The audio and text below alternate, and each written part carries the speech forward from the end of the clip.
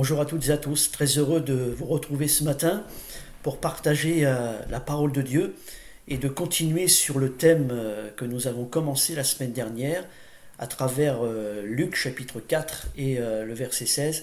Lorsque Jésus s'est rendu à Nazareth, à la synagogue, on lui a remis le livre du prophète Ésaïe et puis il a déclaré que l'Esprit du Seigneur était sur lui, que la parole qu'Ésaïe avait prophétisée 700 ans plus tôt à travers sa présence, à travers sa venue, était accomplie et elle est accomplie pour nous aujourd'hui. Le thème donc de la semaine dernière, c'était à travers toute cette année qui s'ouvre devant nous, avec ses incertitudes, ses temps compliqués, difficiles, le thème était de bien vivre et non de ne pas subir l'année 2021. Et effectivement, à travers tout ce que l'on peut vivre, Dieu nous propose, à travers sa parole, à travers la foi, de ne pas subir les événements, de ne pas subir les problèmes, les contrariétés, même si certainement nous en aurons en 2021. Mais sa parole est là pour nous rassurer, et Jésus, par son esprit en nous, est là pour nous rassurer, et de ne pas subir tout ce que l'on peut subir, mais de bien le vivre, en comptant sur sa grâce, en ayant la foi, en comptant sur sa puissance, et en voyant Dieu agir jour après jour dans nos vies. Jésus va dire à travers Luc chapitre 4 et le verset 16, il va dérouler le livre, il va prendre le livre qu'on lui remet. On avait vu la semaine dernière que l'important pour ne pas subir mais pour bien vivre, comme les serviteurs ont remis dans les mains de Jésus le livre du prophète, l'important est de remettre notre vie entre les mains de Jésus, qu'il soit vraiment pas simplement le Dieu lequel j'appelle parce que j'ai un besoin, mais de remettre vraiment notre vie dans les mains de Jésus, qu'il soit notre sauveur, mais qu'il soit aussi le Seigneur de nos vies, qu'il nous conduise jour après jour. Le thème, pour continuer le thème de la semaine dernière à travers le programme, tout simplement c'est le programme de Jésus est entre nos mains. Le programme de Jésus est entre nos mains. Il est dit dans Luc 4 et le verset 20, ensuite il roula le livre, donc Jésus lit le livre du prophète Ésaïe, il dit voilà, tout ce que le prophète a prophétisé s'est accompli, c'est pour aujourd'hui, et il remit au serviteur ce livre et il s'assit. Et on est conscient que à travers ce programme, c'est entre nos mains, comme Jésus a remis le livre entre les mains des serviteurs, nous qui avons la foi, Jésus nous remet sa parole. Il nous remet tout son programme, qu'on va lire tout à l'heure. Il remet tout son programme, il nous le remet entre ses mains. Et finalement, il nous dit, mais tout ce que je déclare, je suis capable de l'accomplir. Ce n'est pas une question de moi, mais Jésus dit, c'est une question de chacun de vous. Je le remets, mon programme, je le remets entre vos mains. Est-ce que vous y croyez? Est-ce que vous avez la foi pour croire que tout ce que j'ai dit à travers ma parole, est-ce que vous croyez que je suis capable de l'accomplir? Est-ce que vous croyez que je suis capable de confirmer? Est-ce que vous croyez que je suis capable de faire ce que j'ai dit? Et la Bible nous dit que alors qu'il remet le livre dans les mains des serviteurs, tous ceux qui se trouvaient dans la synagogue avaient les yeux fixés sur lui. Et j'aimerais tellement ce matin que, à travers la lecture de la parole, tout ce programme d'Ésaïe 61, à travers tout ce que Dieu va nous dire à travers sa parole, qu'on ait les yeux vraiment fixés sur Jésus. Gloire à Dieu si vous pouvez me voir ce matin. Moi je ne peux pas vous voir, vous pouvez me voir, mais que à travers ce que je dis, que vous réalisiez que ce que je déclare, c'est pas Éric Lefebvre qui le déclare, mais c'est Dieu qui le déclare à travers Éric Lefebvre, et que ce n'est pas moi. L'autorité de la parole de Dieu, ce n'est pas moi. Ce n'est pas moi qui vais accomplir dans vos vies, mais c'est bien Jésus. Alors que ce matin, à travers l'écoute de la parole, que nos yeux soient fixés sur Jésus. Qu'à travers ce que je vais déclarer de la part de Dieu, que l'on fixe Jésus. C'est comme si que ce matin, à travers la lecture d'Ésaïe 61, tout le programme, on puisse voir Jésus, entendre ce qu'il nous dit, ce qu'il déclare, ce qu'il proclame, et de réaliser en l'écoutant, en ayant les yeux fixés sur lui, qu'il est capable. Il est capable, il a reçu l'autorité pour accomplir son programme, son plan, sa volonté dans nos vies, dans nos familles, dans l'Église. Alors nous lisons ensemble dans le livre du prophète Ésaïe au chapitre 61 et je vous laisse le temps ce matin de ouvrir la parole de Dieu et j'aimerais que à travers cette parole, c'est fort sur mon cœur.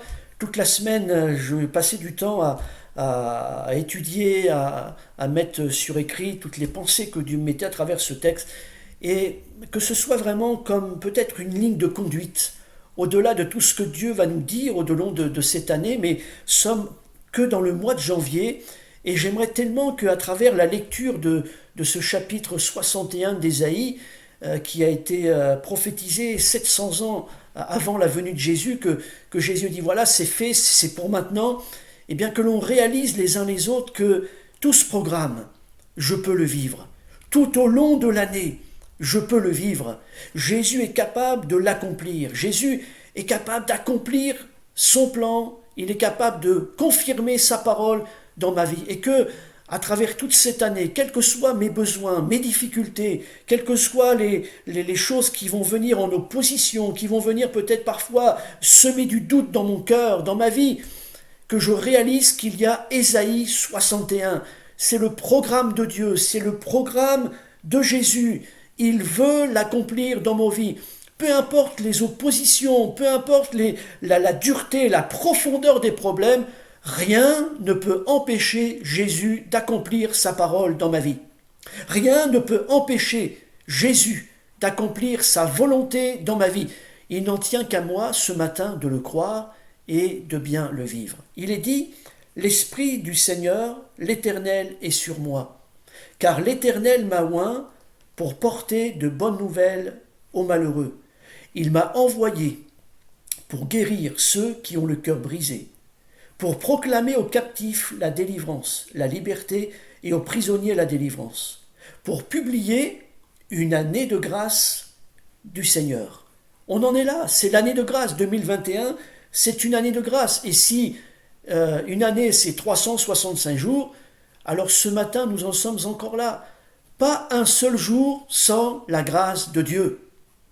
Que tu puisses le dire là ce matin, confirme-le, proclame-le devant ton écran, à travers la parole. Pas un jour, 365 jours sur 365 jours, nous sommes dans un temps de grâce. Il est dit un jour de vengeance de notre Dieu. Il est venu pour consoler tous les affligés, pour accorder aux affligés de Sion, pour leur donner un diadème au lieu de la cendre, une huile de joie au lieu du deuil, un vêtement de louange au lieu d'un esprit abattu, afin qu'on les appelle des térébintes de la justice, une plantation de l'Éternel pour servir à sa gloire. Ils rebâtiront sur d'anciennes ruines, ils relèveront d'antiques décombres, ils renouvelleront des villes ravagées, dévastées depuis longtemps. Quelle grâce! Quel programme extraordinaire! Jésus dit, l'Esprit, puisqu'il reprend à travers Luc 4 ce texte, l'Esprit du Seigneur est sur moi, car l'Éternel m'a oint pour porter de bonnes nouvelles aux malheureux. Lorsqu'il est parlé de oindre, littéralement, c'est choisir. Jésus dit, j'ai été choisi pour porter. Et si Jésus a été choisi et s'il a accepté, eh bien c'est la même chose pour nous ce matin. Dieu nous a choisis pour nous bénir. Dieu nous a choisis pour nous sauver. Dieu nous a choisis pour nous guérir. Dieu nous a choisis pour établir son plan. Il y a un plan, il y a des projets à travers le royaume de Dieu, à travers les êtres humains, à travers notre vie ici comme serviteur, comme servante du Seigneur, vous à Sainte-Terre ou ailleurs, peu importe, mais Dieu nous a choisis.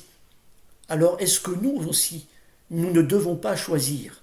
Choisir la foi, choisir la parole de Dieu, choisir d'être aimé de Dieu et aimer Dieu, choisir de croire à sa parole, choisir de croire par la foi que tout ce que Dieu a dit dans sa parole, il est capable de l'accomplir. Tout ce que Dieu a dit à travers Ésaïe 61 et à travers tous les domaines que l'on va voir ce matin, il est capable. Jésus a été choisi, il a été oint pour, et merci Seigneur, nous sommes choisis pour être aimés de Dieu et pour l'aimer de tout notre cœur. Jésus dit, il m'a choisi pour porter une bonne nouvelle aux malheureux. Le mot malheureux, à travers l'hébreu, il y a différentes, j'en donne quelques-unes. Littéralement, un malheureux, c'est quelqu'un qui est misérable. Il est pauvre, il est affligé. Quelqu'un qui souffre. Et il est dit à travers le psaume 34, quand un malheureux crie, l'Éternel entend et le sauve de toutes ses détresses. Quelle grâce! Lorsque je suis misérable, lorsque je suis pauvre, lorsque je suis affligé, lorsque je souffre et lorsque je crie à Dieu, c'est clair, Dieu me le dit à travers sa parole, quand un malheureux crie, Dieu l'entend, tu es entendu. Lorsque tu as mal, lorsque tu souffres, lorsque tu es affligé, Dieu t'entend.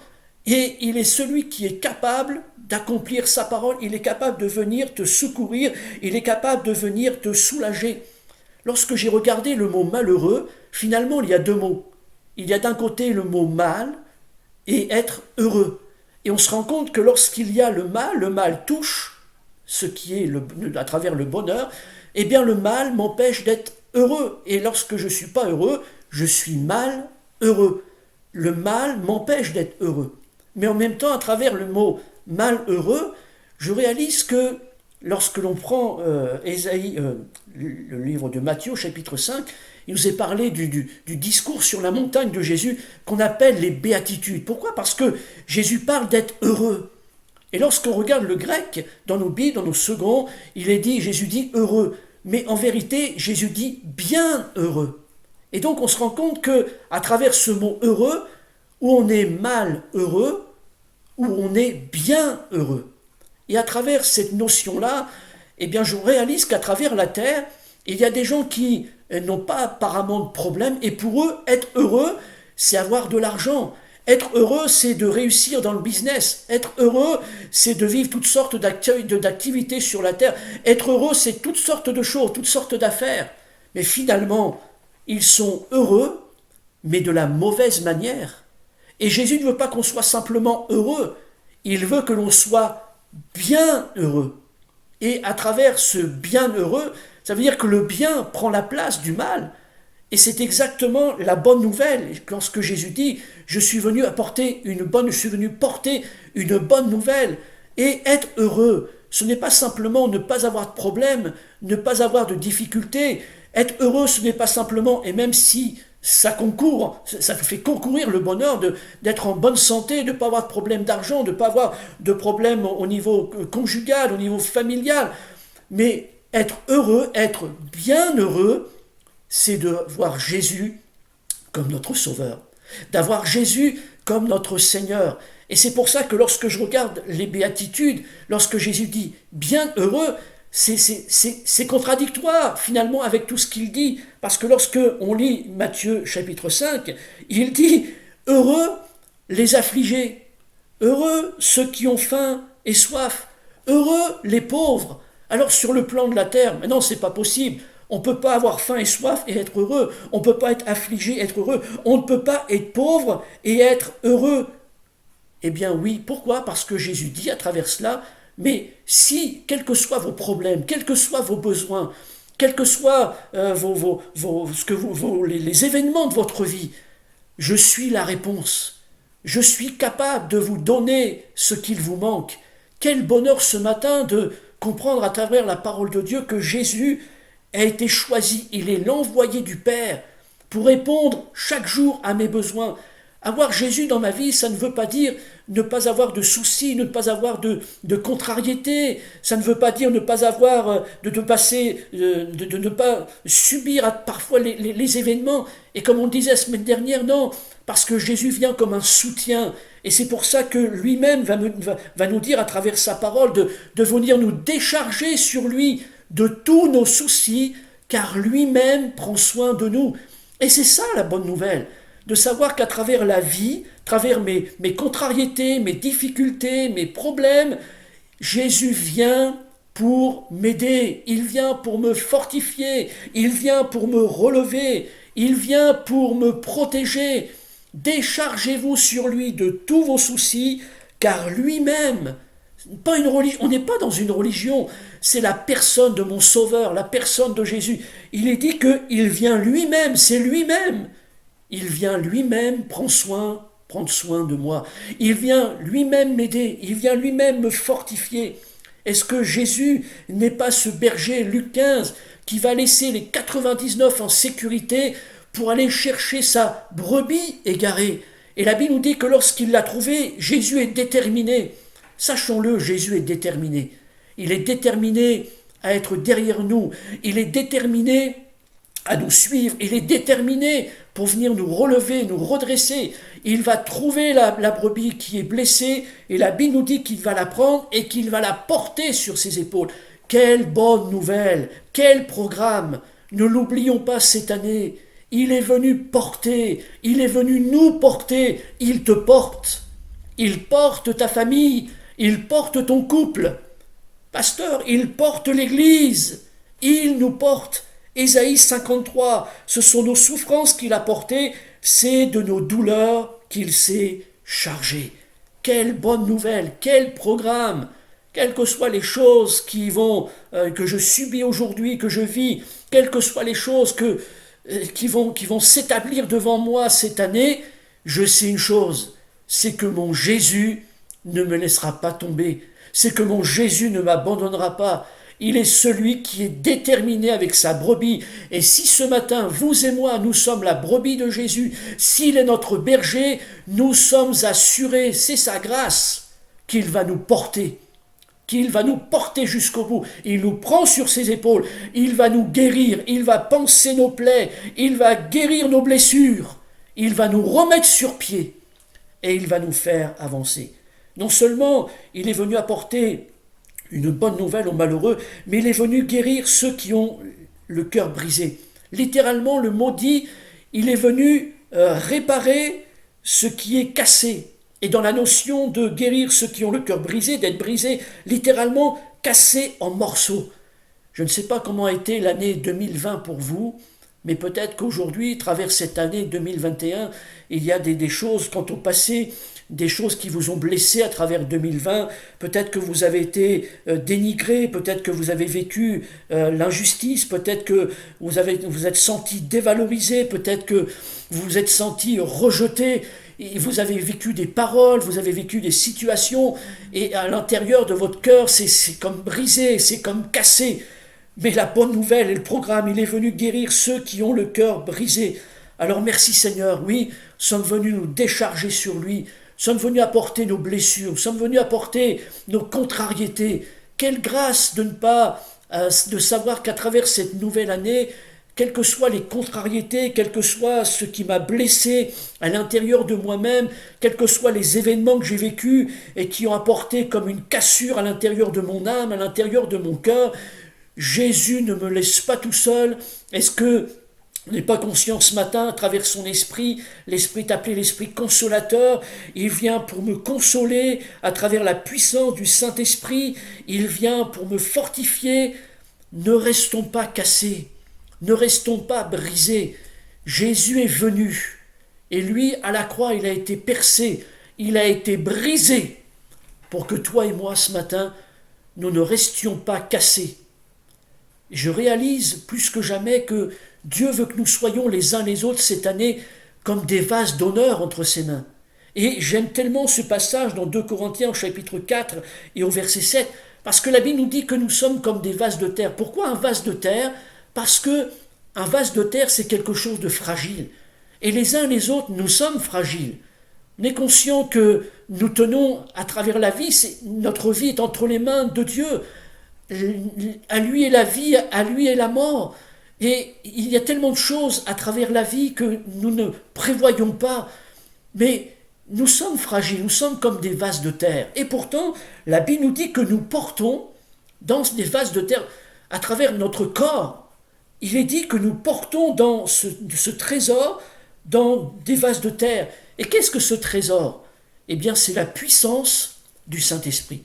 Vous et moi, nous sommes comme des vases fragiles, des vases de terre, et pourtant, Dieu est capable, et Dieu me dit, mais vous êtes, malgré que vous soyez des vases de terre, des vases fragiles, je vous donne un trésor, la puissance du Saint-Esprit dans vos vies.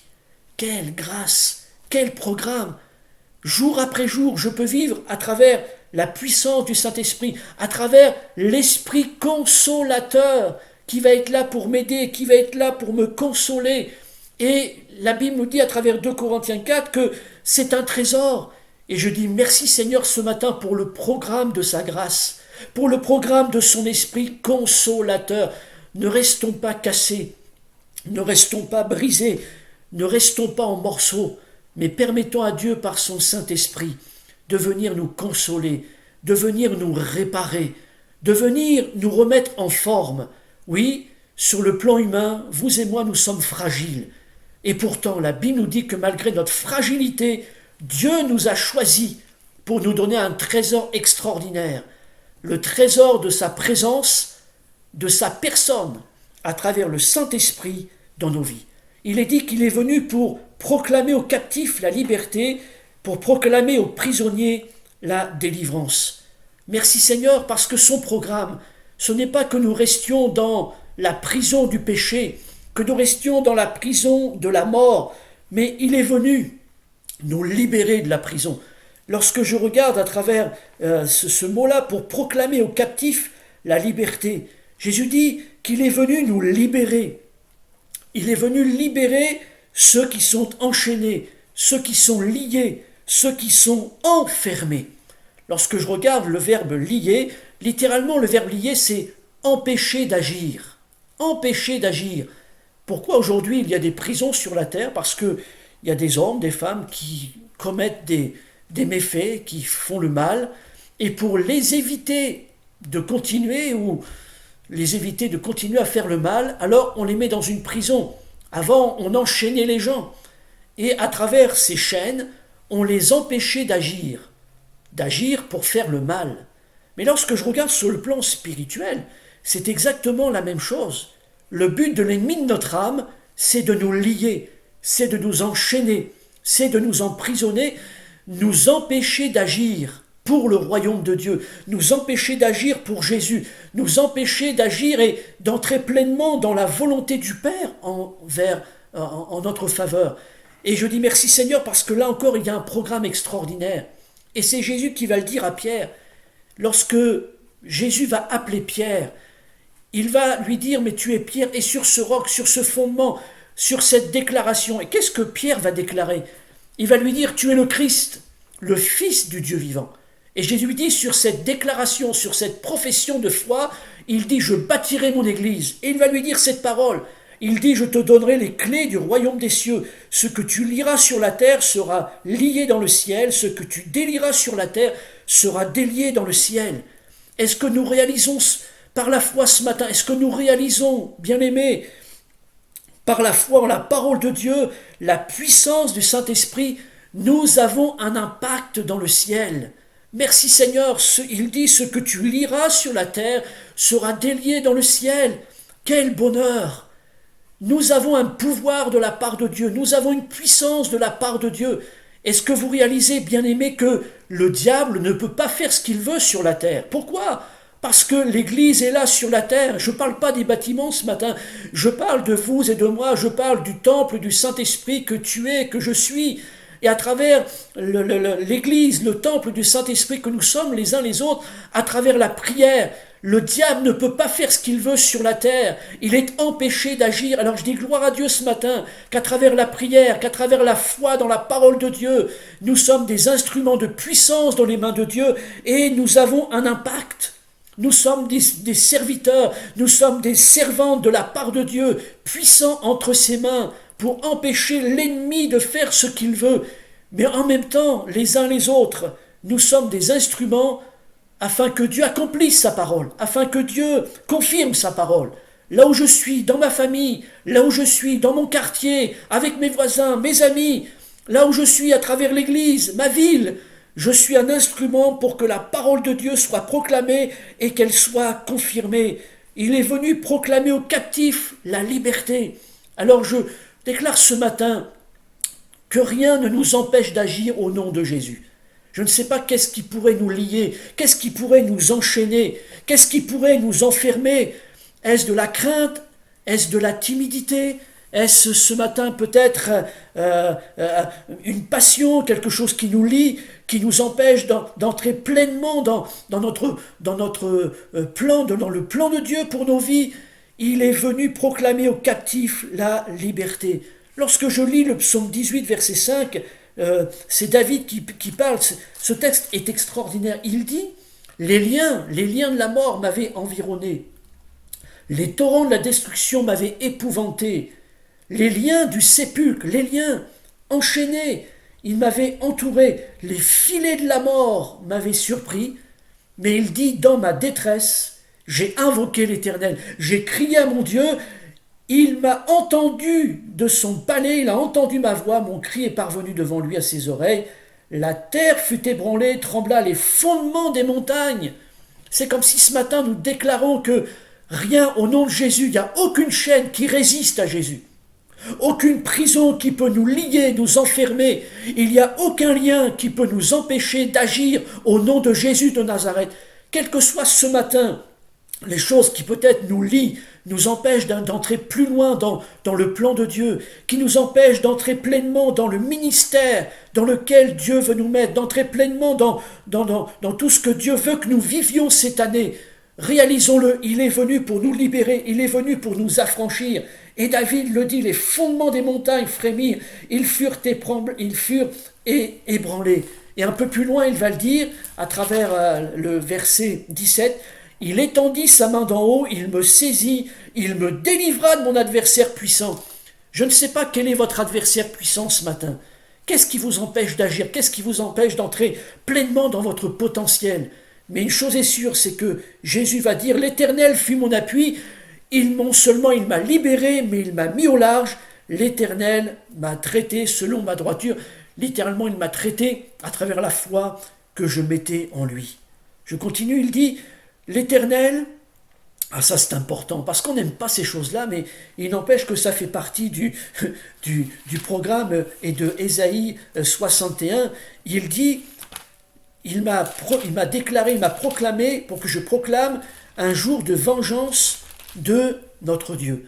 Alors généralement, ce n'est pas les choses qu'on aime entendre, la vengeance de Dieu, etc. Oui, mais ça fait partie de la parole de Dieu. Mais c'est important de prendre un petit peu de temps là, à travers ce verset-là. Un jour de vengeance de notre Dieu. Déjà, il nous est dit que c'est un jour, et puis c'est un jour de vengeance de notre Dieu. Donc ce n'est pas nous, c'est lui. Et puis, lorsque l'on prend un jour, il faut remettre c'est la même notion que aujourd'hui. Lorsque Jésus dit dans Luc, aujourd'hui cette parole de l'Écriture est accomplie. S'il y a un jour de vengeance, on est aussi dans le jour de grâce. Et ce matin, nous ne sommes pas simplement que dans un esprit revanchard. Il y a des choses qui me sont arrivées, des gens m'ont fait du mal, des gens ont dit des choses sur moi. Je mérite d'être vengé. Puis on va se tourner vers Dieu en disant, moi je ne me venge pas, mais Dieu va me venger. Et puis quelque part, c'est pas bon en nous. Un jour de vengeance de notre Dieu. Qu'est-ce que ce texte veut nous dire? Ce texte veut nous dire premièrement que Dieu se tient à nos côtés. Il nous connaît. Il sait tout. Ce que je vis, ce qu'on me fait subir. Mais en même temps, s'il y a des gens qui m'ont fait du mal, s'il y a des gens qui se sont opposés, s'il y a des gens peut-être même à travers ma foi m'ont fait du mal, m'ont persécuté, je ne dois pas être ce matin dans un esprit revanchard et de dire Seigneur, à toi la vengeance, à toi la rétribution, et puis Seigneur, venge-moi. Non, c'est pas ce que ce texte veut dire. Parce que justement, lorsqu'il est dit un jour de vengeance de notre Dieu, il faut être conscient qu'en même temps, il y a la miséricorde de Dieu. Il faut être conscient que si nous sommes ce matin simplement dans un esprit revanchard, ça veut dire que c'est la même chose pour nous. Ce matin, nous avons été sauvés. Ce matin, nous avons été pardonnés de nos péchés. Mais merci Seigneur pour sa grâce et sa miséricorde. Parce que si nous disons ce matin un jour de vengeance de notre Dieu, si nous avons tellement envie à travers ce qu'on nous a subi, nous a fait subir, qu'on a envie que Dieu nous venge, mais finalement c'est la même chose pour nous. Heureusement que Dieu ne s'est pas vengé de nos péchés. Heureusement que Dieu ne s'est pas vengé lorsqu'on a dit peut-être des choses qui ont fait mal à quelqu'un. ou qu'on a agi et ce qu'on a fait du mal à quelqu'un, c'est la même chose pour nous. Et heureusement ce matin que nous sommes dans la miséricorde de Dieu. Mais ça veut dire ce matin que si nous sommes dans la miséricorde de Dieu, eh bien ceux qui peut-être nous ont fait du mal, ceux qui nous ont atteints au plus profond de notre âme, à travers des mots, à travers des actions, ben, il y a aussi pour eux la miséricorde de Dieu. Et c'est pour ça que ce texte, il faut le lire aussi à travers Matthieu 6, parce que quelle est la prière que Jésus nous enseigne? Pardonne-nous nos offenses, comme nous aussi nous pardonnons à ceux qui nous ont offensés. Et lorsque nous déclarons un jour de vengeance de l'Éternel, c'est pas que de dire Seigneur, tu vois, ils m'ont fait du mal, fais-leur du mal. Mais Seigneur, comme j'ai été blessé, mais comme j'ai aussi blessé quelqu'un, et tu m'as pardonné, mais Seigneur, fais en sorte que ceux qui m'ont fait du mal, à un moment donné, le réalisent et qu'ils soient aussi pardonnés, et qu'ils soient aussi rétablis, et que au-delà du mal qu'ils ont fait, mais que ta miséricorde l'emporte. Et comment entrer dans cette libération? Parce que David le dit au psaume 23, verset 5, il dit « Il restaure mon âme, alléluia, gloire à Dieu, on m'a fait du mal, mais il restaure mon âme. » Oui, mais Dieu dit, « Il me conduit dans les sentiers de la justice, à cause de son nom. » Et qu'est-ce que les sentiers de la justice? Eh bien, c'est de dire « Seigneur, comme tu m'as pardonné, fais en sorte que aussi je pardonne, et que les gens qui peut-être m'ont fait du mal, qu'il n'y ait pas un esprit de vengeance sur eux, mais qu'il y ait un esprit de miséricorde, et que ces gens-là, par la grâce de Dieu, puissent aussi connaître la grâce, parce que lorsqu'il est dit un jour de vengeance de notre Dieu, littéralement, c'est comme si Dieu dit, mais je mets toutes les choses à plat, et je regarde ce qui s'est passé, je regarde les éléments, et s'il y a une sentence, s'il y a une condamnation, il y a aussi une libération, il y a aussi un pardon, il y a aussi une miséricorde, il y a aussi le salut. Si ce qu'il a fait mérite la prison, il y a aussi la grâce qui va me libérer de la prison. Et lorsqu'il est dit un jour de vengeance de notre Dieu, c'est pas simplement d'être là avec un esprit revanchard, mais c'est comme David l'a dit, il restaure mon âme. Et comment mon âme va être restaurée? C'est d'avoir cet esprit de pardon, cet esprit qui va me libérer moi personnellement, mais qui va me permettre aussi à ceux qui m'ont fait du mal, à ceux qui m'ont atteint, à travers ma vie, à travers le pardon que je vais déclarer sur eux, qu'ils découvrent aussi la miséricorde de Dieu et que finalement, à travers leurs actions, ils ne restent pas sous le jugement de Dieu, mais qu'ils soient pardonnés, qu'ils soient libérés, qu'ils soient affranchis. Et comme j'ai connu la miséricorde, moi qui méritais la vengeance de Dieu, aujourd'hui je ne suis pas dans la vengeance, et pourtant je peux vous dire que si j'étais dans la vengeance de Dieu, peut-être que je serais mort à l'heure d'aujourd'hui. Mais je suis bien vivant. Pourquoi? Parce que à travers ce jour de vengeance, Dieu a mis ma vie à plat, et parce que j'ai reçu Jésus, parce que je lui ai demandé pardon pour mes péchés, alors ce n'est pas un jour de vengeance, mais la grâce a pris place. Et je crois que c'est la même chose. Et je crois que nous devons avoir cette même vision de David lorsqu'il dit, à travers son âme qui est brisée, et là on sent que, et lorsqu'on regarde la vie de David, il a été blessé parce que on lui a fait du mal, à travers ses frères, à travers Saül, à travers toute sa vie. Mais il dit, il restaure mon âme, mais il me conduit dans les sentiers de la justice. Alors que Dieu nous conduise à travers les sentiers de sa justice, et que lorsque l'on dit, Seigneur, un jour de vengeance, ce ne soit pas pour que Dieu se venge de nous, mais que la miséricorde de Dieu s'établisse, que le pardon l'emporte, que la réconciliation l'emporte, et à travers ma vie, que je puisse faire cette prière que Jésus a enseignée. Seigneur, pardonne leurs offenses, pardonne mes offenses, comme nous aussi nous pardonnons à ceux qui nous ont offensés. Et à travers la vengeance, je ne déclare pas un jour de mal, Dieu va les punir. Mais lorsque je déclare, Seigneur, qu'il y a un jour de vengeance de l'Éternel, eh bien justement, que ce jour de vengeance, ce soit un jour de miséricorde, un jour où Dieu l'emporte, et le péché a été lié, et la grâce l'a emporté.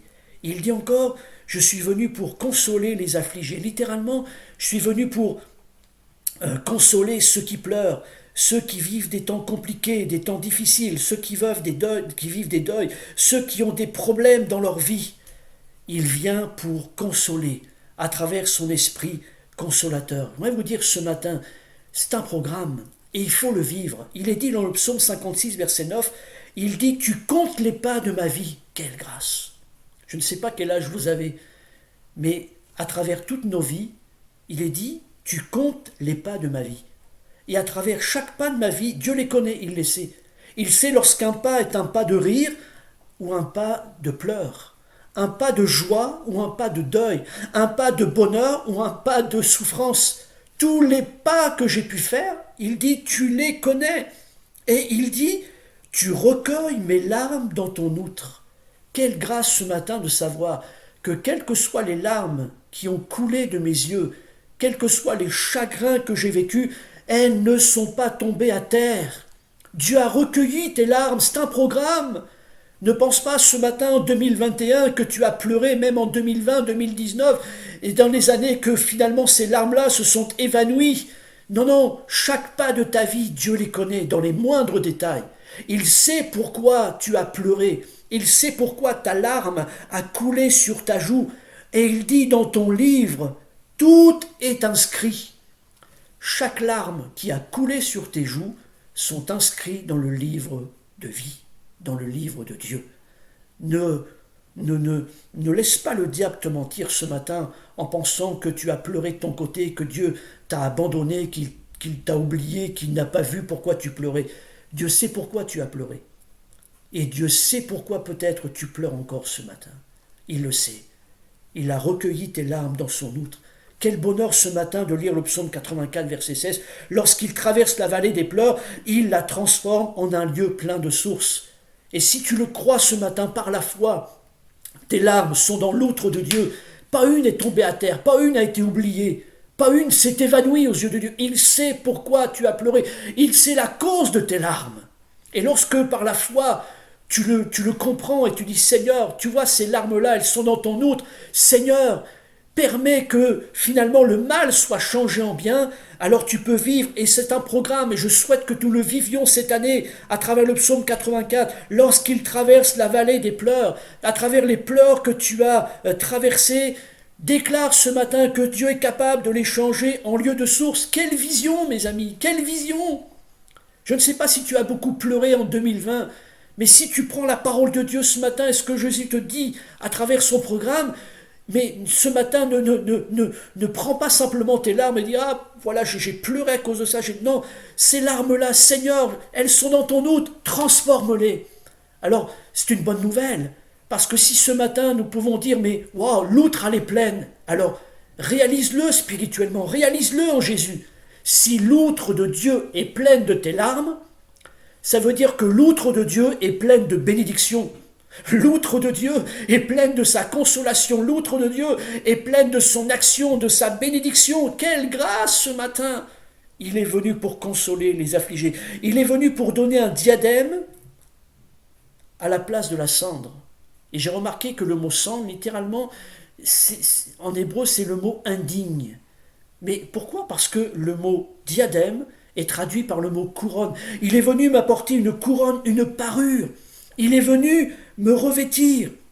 Et lorsque vous regardez, lorsqu'il est parlé à travers un sportif, lorsqu'il nous est parlé dans la parole de Dieu d'une couronne, il est parlé de l'athlète, et puis il nous est dit que l'athlète, il a couru, il a remporté la victoire, alors on lui a mis une couronne, la couronne du vainqueur, et avec la couronne, il y a la place du vainqueur. Et lorsqu'il nous est dit, pour leur donner un diadème, pour leur donner une couronne, littéralement, il y a la place du vainqueur. Ça veut dire que Dieu nous a élevés. Et c'est ça la couronne. Gloire à Dieu, parce que si le mot cendre, c'est le mot indigne, la Bible nous dit que c'est le même mot que poussière. Nous étions des poussières, de la poussière. Mais gloire à Dieu, Dieu nous a élevés. Il nous a donné la couronne de fils et de filles. Vous et moi, nous sommes des héritiers à travers sa grâce. Nous sommes appelés fils et filles de Dieu. Et c'est pour ça encore, la Bible nous dit, 1 Pierre 5, 6, « Humiliez-vous sous la puissante main de Dieu, afin qu'il vous élève au temps convenable. » Et ce matin, je réalise que par moi-même, je ne suis rien, mais en me remettant dans les mains de Jésus, il m'élève, il fait de moi un héritier de sa grâce. Il fait de moi un fils, il fait de vous une fille peut-être de Dieu. Il nous a élevés. Nous étions en bas. Nous étions à terre, mais il nous a élevés. Quelle grâce! L'homme de Dieu pouvait dire, j'ai combattu le bon combat, j'ai gardé la foi, désormais la couronne de justice m'est réservée. Quelle grâce! Il dit qu'il est venu nous donner une huile de joie au lieu du deuil. J'aime beaucoup parce que dans cette notion-là, littéralement, il est parlé de l'huile qui fait du bien, l'huile qui irrite. Et lorsqu'on regarde la parole de Dieu, on se rend compte, à travers d'ailleurs le bon samaritain, que à travers cet homme qui est blessé, il va lui mettre de l'huile comme un médicament, une notion, quelque chose, une notion de médicament. Et je dis gloire à Dieu parce que une huile de joie au lieu du deuil, une huile pour venir nous guérir à travers tout ce qui amène nos pleurs, tout ce qui amène la séparation, tout ce qui amène le mal à l'intérieur de nous. Notre Dieu est une réponse. Il est venu couvrir notre deuil. Et là encore, le psaume 126 nous dit « Ceux qui sèment avec larmes moissonneront avec chant d'allégresse. » Quel programme! Il est dit qu'il est venu nous donner un vêtement de louange au lieu d'un esprit abattu. C'est pas n'importe quel vêtement. Il est venu nous revêtir d'une robe neuve. Il est venu nous revêtir d'un vêtement propre. Il est venu nous revêtir d'un vêtement parfait. Il n'est pas déchiré. Il n'y a pas d'accroc. C'est lui qui me revêt. C'est lui qui dépose sur ma vie.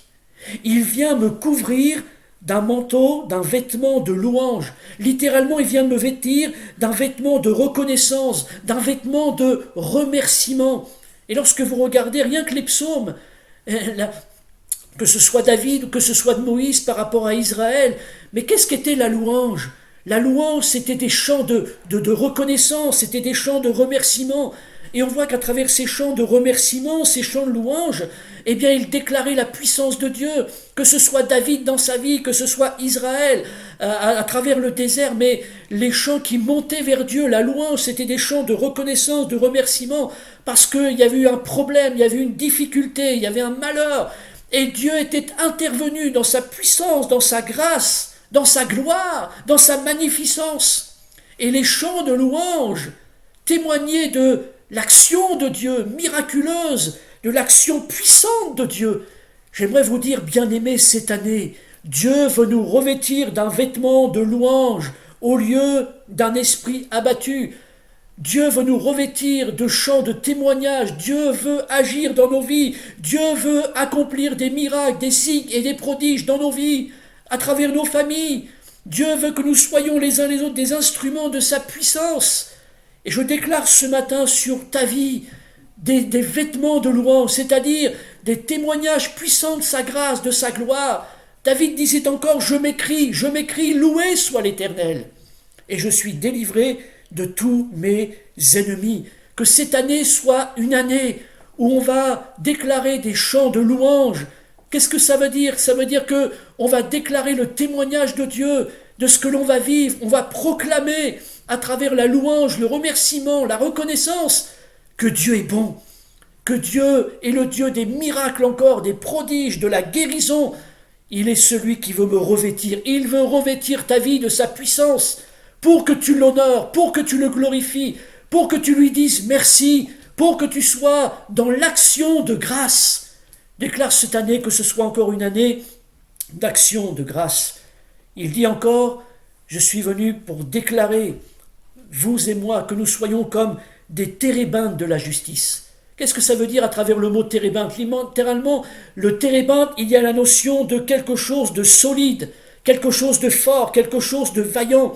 Et je dis gloire à Dieu, oui, c'est un programme, c'est le programme de Dieu pour ta vie. Dieu veut te rendre solide dans la foi. Et à travers le mot térébinthe, littéralement, c'est quelque chose de solide, un poteau solide. Dieu veut faire de nous des colonnes. Il veut faire de toi quelqu'un de fort, une colonne dans la foi. Il nous est dit dans le Galates 2:9 qu'ils étaient regardés, ces hommes-là, comme des colonnes. Alors soyons des colonnes dans la foi, des colonnes dans la parole de Dieu, des hommes et des femmes solides dans la foi, des hommes et des femmes solides dans la prière, des hommes et des femmes solides dans la parole de Dieu, des hommes et des femmes solides dans la communion fraternelle, des hommes et des femmes solides à travers la foi. Dieu veut te rendre solide. Il veut te rendre fort. J'aime tellement ce juge 6. L'Éternel est avec toi, vaillant héros, parce qu'il y a la notion d'être vaillant. Que nous soyons les uns les autres les vaillants héros de l'Éternel. Ça, c'est un programme.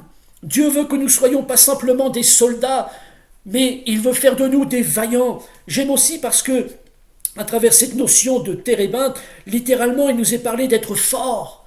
Et c'est ce que Dieu veut que l'on soit. Il veut qu'on soit fort. 1 Jean, chapitre 2, verset 4. Vous êtes forts, jeunes gens, parce que la parole de Dieu demeure en vous et que vous avez vaincu le malin. Il y a la notion aussi de, c'est incroyable lorsque vous regardez le mot térébinthe, fort, vaillant, solide, et puis il y a la notion de bélier, d'un bélier. Qu'est-ce que ça veut dire? Un bélier, vous savez, un bélier, là, vous voyez, là, un bélier, il a des cornes, il fonce. J'aimerais déclarer sur vous, Dieu veut que l'on soit comme des béliers, que l'on puisse avancer. Il y a des objectifs de la part de Dieu pour nous. Paul disait, je cours vers le but, oublions ce qui est en arrière, je cours vers le but. Que cette année 2021, nous puissions courir dans la carrière qui nous est ouverte, que nous soyons comme des béliers de la part de Dieu. Alléluia! Peu importe ce qu'il y a devant nous, le bélier, il fonce. Peu importe l'obstacle, il fonce. Il a un objectif. Que vous soyez des béliers, que je sois un bélier, que nous soyons des béliers de la part de l'Éternel, que nous entrions pleinement dans le plan de Dieu, que nous soyons ces héros, que nous soyons forts, que nous soyons solides. Et je termine en disant, c'est Jésus qui le dit, il dit, une plantation de l'Éternel pour servir à sa gloire. Une plantation de l'Éternel pour servir à sa gloire. 1 Corinthiens 3,9 nous dit que nous sommes le champ de Dieu, nous sommes l'édifice de Dieu.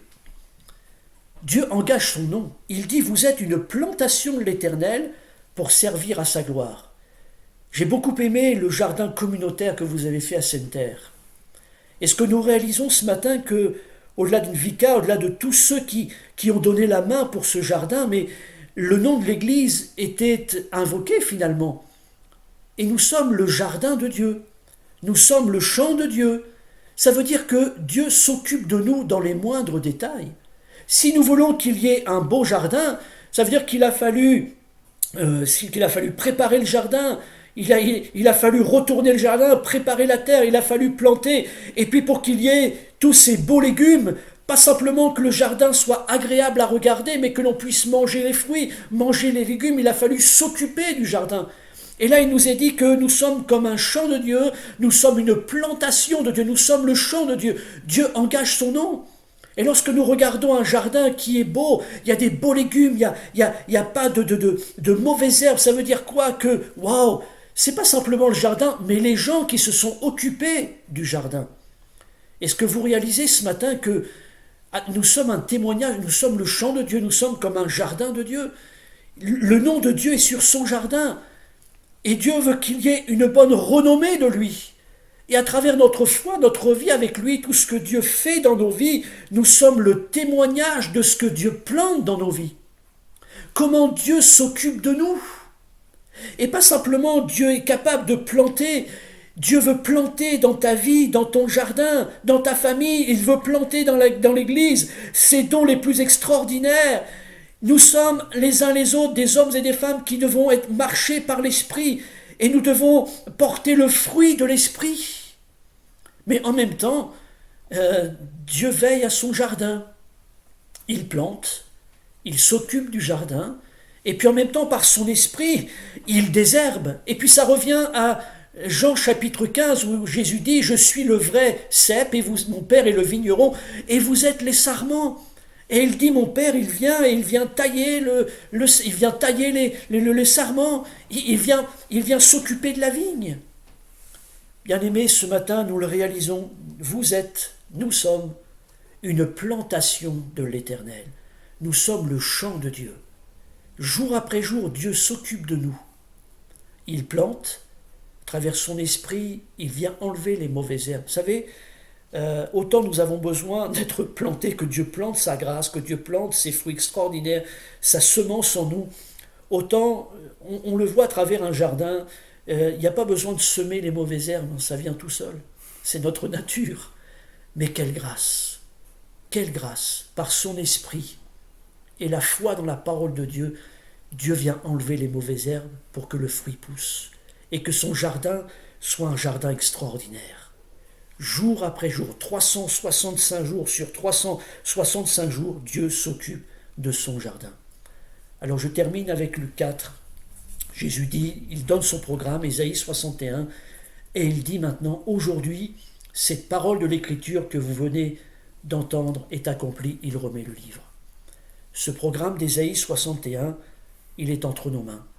C'est le cadeau. C'est le cadeau de Dieu pour vous. C'est la grâce. C'est une bonne nouvelle. J'oserais dire, à travers cette année 2021, enfin une bonne nouvelle que Dieu veut renouveler dans nos vies à travers son programme. Alors que ce matin, ce programme d'Ésaïe, nous le vivions, jour après jour, tout au long de l'année, et qu'il y ait des chants de louange, qu'il y ait des chants de reconnaissance, des remerciements, des actions de grâce, où l'on va voir Dieu établir son programme dans nos vies, dans ta vie, dans la vie de l'Église, à travers ce que tu vas faire pour lui, dans ton témoignage. Bien-aimé Père Céleste, je te rends grâce ce matin, et je te dis merci pour ta parole. Merci pour tout ce que tu nous as donné à travers ce programme extraordinaire d'Ésaïe 61, tout ce que tu es capable d'accomplir dans nos vies. Je prie ce matin que cette parole nous accompagne tout au long de l'année, que ce ne soit pas simplement une prédication d'un dimanche matin où tu nous as bénis, tu nous as encouragés, tu nous as fortifiés, on a dit gloire à Dieu pour la parole. Merci Seigneur pour cette parole ce matin, mais que peut-être cette parole, nous la gardions gravée sur nos cœurs et que cette parole, elle nous accompagne tout au long de cette année et que nous déclarions à travers janvier 2021, voilà, c'est le programme de Jésus, il a été choisi, il a reçu l'autorité pour l'accomplir. Ce programme, il me l'a donné, il l'a remis entre tes mains. Ce matin, je prends ce cadeau. Ce matin, prenez ce cadeau. Prenez ce programme. Vivez-le. Prenez-le. Et laissez Dieu, par sa grâce, le mettre en place. Prenez le cadeau. Acceptez le cadeau. Ouvrez le cadeau. Et partagez le cadeau. Alors ce matin, que Dieu vous bénisse les uns les autres et que Dieu vous accorde sa grâce. Au nom de Jésus. Soyez bénis.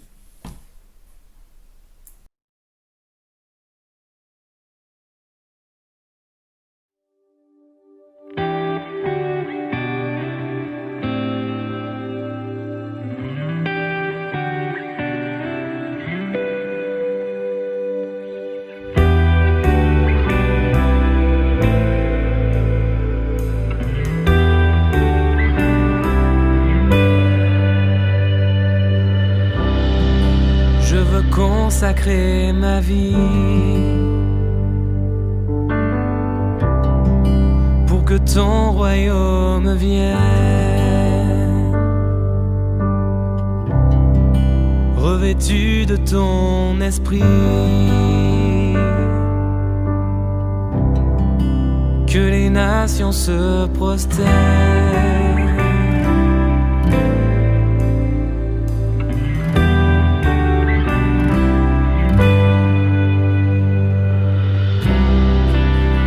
Consacrer ma vie pour que ton royaume vienne, revêtu de ton esprit, que les nations se prosternent. Rends-moi sensible à ta voix, rends-moi dépendant de toi. Me voici, envoie-moi. Me voici, conduis-moi. Me voici, façonne-moi, fais ce que tu veux de moi.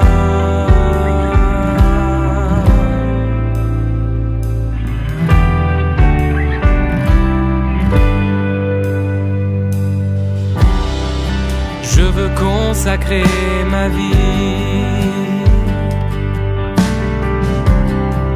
pour que ton royaume vienne,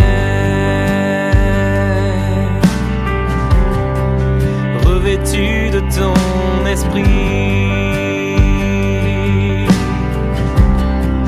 que les nations se prosternent. Rends-moi sensible à ta voix, rends-moi dépendant de toi, rends-moi sensible à ta voix, rends-moi dépendant de toi. Me voici, envoie-moi. Me voici, conduis-moi. Me voici, façonne-moi. Fais ce que tu veux de moi. Me voici, envoie-moi. Me voici, conduis-moi. Me voici, façonne-moi. Fais ce que tu veux de moi.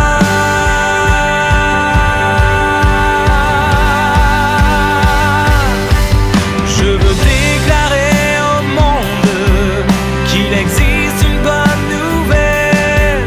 Et même si les flots m'inondent, je chanterai l'essentiel.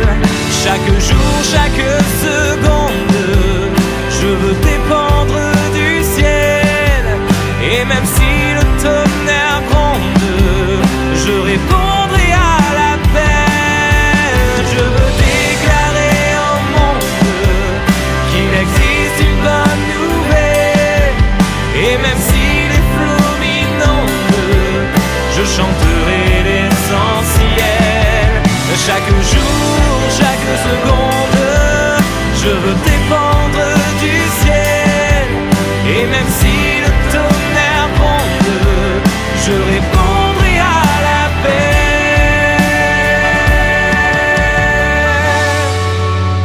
Me voici, envoie-moi. Me voici, conduis-moi. Me voici, façonne-moi. Fais ce que